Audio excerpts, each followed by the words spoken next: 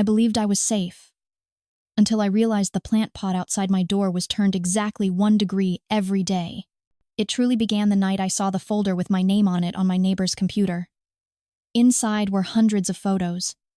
Photos of me working, photos of me reading, and photos of me sleeping, taken directly through my bedroom window. In that moment, I did not scream. I just felt an icy chill run down my spine, because I suddenly understood everything. I had come to Prague to escape my ex-husband, Victor. He was obsessed with control, and I needed to disappear completely. I chose an old apartment, installed 3 security locks, and trusted no one. But Lucas, my kind, writer neighbor, slowly broke down those defensive walls. He brought me mulled wine, talked about architecture, and listened to my rambling stories. He was the only person in this city who made me feel like I could be safe again. Now I understood. The strange things that had been happening for weeks, a file of Victor's old music suddenly appearing in my email, objects in my apartment being moved, I was not imagining them. It was all part of a plan, and the neighbor I trusted most, the man I had smiled at just hours ago, was the one monitoring my every breath. I had not escaped one monster. I had just run straight into the arms of another. If I had to pinpoint when it all began, I would not say it was when I discovered the photos.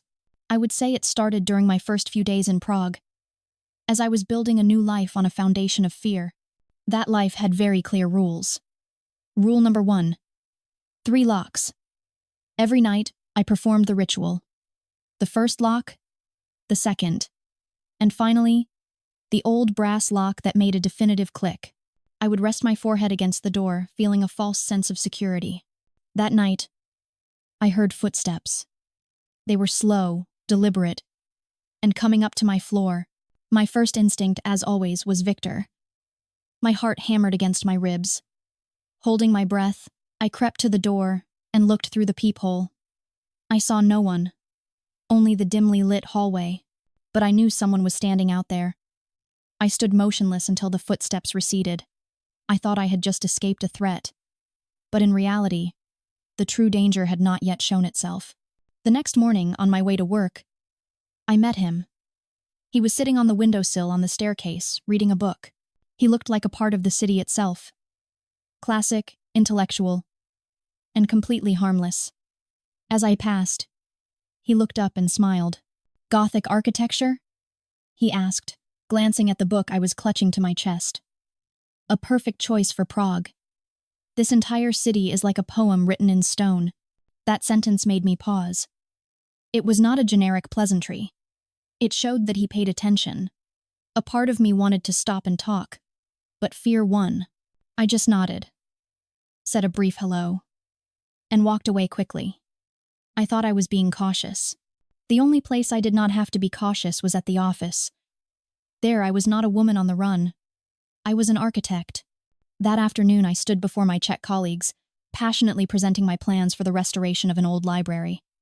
I spoke about the structure of the wooden beams, about the type of lime mortar required.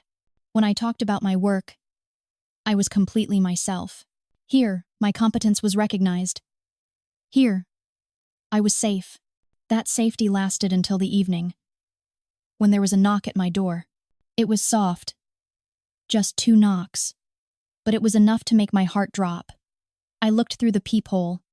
It was him, Lucas, the neighbor from the staircase. He was standing there with 2 steaming glasses of mulled wine. He spoke through the door. "The Prague weather is starting to get cold. I thought some hot wine would be nice. Consider it an official welcome from your neighbor." I wrestled with myself. My entire body screamed not to open the door. But my rational mind told me I could not live like this forever. He was just a neighbor. A kind gesture was not always a trap. In the end, I compromised. I undid the security chain and opened the door just a crack. A narrow slit. I took the glass through that opening, our hands never touching. I thanked him, then immediately shut the door, turning all 3 locks. I stood there for a long time, holding the warm glass, but I did not drink it. I poured it down the sink. At that moment, I thought I was being careful. Now I know, that was the first spark of hope I extinguished myself. before I let him bring me other, larger, and far more dangerous ones. That coffee was a turning point. After that day, I allowed myself to trust a little. The short conversations in the hallway became more frequent. Lucas had a special ability to make others feel heard without them having to say much. He never asked about Frankfurt, never asked why a French architect was working here. He just accepted me as I was, in the present. His words at the cafe echoed in my mind. Prague is a great city to hide in. No one will judge your story. It felt like permission. Permission to breathe, to exist without having to explain myself. I began to trust him. Truly trust him. I thought that maybe not everyone was like Victor. Maybe simple kindness still existed. That was my biggest mistake. A few nights after that coffee, my fragile peace shattered. I was in my apartment, finishing up some work on my computer. The apartment was silent, except for the clicking of the keyboard. I was checking my work email when I saw a new message. It was not in my main inbox, but had been filtered into my spam folder. The email address was a meaningless string of characters and numbers. There was no subject line. I was about to delete it, but something compelled me to open it. Inside the email, there was not a single word, only a single attachment, an audio file. My heart began to beat a little faster. I did not know why. I clicked on the file. The music began to play from my computer speakers. A classical piano solo. The melody was painfully familiar. It was not just any piece of music. It was Chopin's Nocturne Op. 9 No. 2. The piece Victor always listened to. He listened to it while he worked, while he drove, while we had dinner. That sound had haunted the final years of my life in Frankfurt. It was the soundtrack to his control. The blood in my veins turned to ice. My entire body went cold. I slammed the laptop shut. A futile gesture, but it was my only reflex. I sat motionless in the dark, listening to my own ragged breathing. Sweat beaded on my forehead. The past was no longer a distant ghost. It had just knocked on my door. He had found me. I did not sleep at all that night. Every little noise in the hallway made me jump. The next morning I looked terrible. My eyes were sunken, and I felt as if I had not been breathing properly for hours. I left my apartment, planning to get to the office earlier than usual. I did not want to be alone in the apartment anymore. And of course, he was there. Lucas. He was locking his apartment door. He saw me, and the usual smile on his face vanished. Elara? You do not look well at all. Is something wrong? I was about to say, it is nothing, as I always did. But I was so tired of carrying this fear alone. And he, with his genuinely concerned expression, looked like a safe harbor. So I told him. I told him about the email, about the music. I did not mention Victor's name, only referring to him as my ex. When I finished, Lucas's expression shifted from concern to anger. A real, palpable anger. Unbelievable. He said, his voice hardening, "This is psychological harassment. It is clear as day. He does not need to say a word. He just needs to let you know that he is still watching, that he can still touch your life. He wants you to be afraid." His analysis was shockingly accurate. He verbalized everything I felt but could not articulate. "Listen, Elara," he said, stepping a little closer, his gaze firm. "You have the right to be forgotten. You have started a new life. Do not let him win. The best thing you can do is block that email address, delete it, and act as if it never existed. Show him you are no longer afraid." His words were like a potent medicine. It was not pity. It was support. He did not just comfort me. He also gave me a weapon. Indifference. He made me feel powerful enough to fight back. "Thank you, Lucas," I said. And it was the most sincere thank you I had ever uttered. I really mean that. I felt protected. I thought I was so lucky to have a neighbor like him. That evening, I tried to follow Lucas's advice. I tried to act normal, but a sense of unease had crept into every corner of the apartment. I was working when I realized something was wrong. The small wooden soldier figurine I had bought at the Charles Bridge. I always placed it facing the window. Now it was facing into the room. It was a tiny detail, a shift of a few centimeters. I told myself I must have moved it accidentally while cleaning. Then suddenly I felt cold. A chill that went to the bone. I looked at the thermostat on the wall. It was still on. The light was on. But the air in the room was growing colder. It felt as though a window had been left ajar, even though I knew for a fact I had closed them all. I stood up and put on a sweater. I told myself I was just being paranoid, that my mind was playing tricks on me. When you are afraid, everything normal can seem abnormal. I repeated that phrase in my head over and over, like a mantra. I tried to believe it, and I had no idea that, just across the courtyard, Lucas was sitting in front of his laptop. He was not writing. He was looking at a control interface. One of his fingers had just moved a virtual slider for the thermostat in my apartment, lowering the temperature by another 2 degrees. He did it calmly, as if he were playing a video game. And in a small chat window in the corner of his screen, a message had just been sent. It read, Phase 2. Her paranoia is setting in. The next few days passed in a fog of paranoia. I tried to cling to logic. I was an architect. I believed in tangible things. An object moved. I must have been absent-minded. The room getting colder? It must be the old heating system. Lucas was right. I could not let him win by driving me crazy. That afternoon, I decided to go for a walk. I needed air. I needed to get out of the 4 walls that were starting to suffocate me. I walked toward the old town square, blending into the crowd, hoping the mass of people would make me feel safe. But it did not work. I had that feeling. A very familiar feeling. The feeling of eyes on my back. I had lived with that feeling for the last 2 years in Frankfurt. I stopped, pretending to look at a souvenir, trying to scan the crowd in the reflection of a glass pane. Nothing unusual. Then I saw him, on the other side of the square, about 50 meters away. A tall figure, wearing a black woolen coat. The way he stood, the way he remained still amidst the flowing river of people. Victor. My heart stopped. I could not see his face clearly, but I did not need to. I knew it was him. He was here. He was in the same city as me. I did not think. I turned and ducked into the first alley I saw. I started walking fast, then broke into a run. The sound of my heels clattered on the cobblestones, echoing off the ancient walls. I did not dare to look back. I just ran, and ran, until I reached my building. On a nearby street, I briefly saw a black Audi with a German license plate drive by, but my mind could not process any more information at that point. I burst into my apartment, slammed the door shut, and turned all 3 locks. I slid down to the floor, panting, trying to calm the frantic rhythm of my heart. That evening I could not do anything. I could not work. I could not read. I just sat on the sofa, hugging my knees, trying to banish the image of the man in the black coat.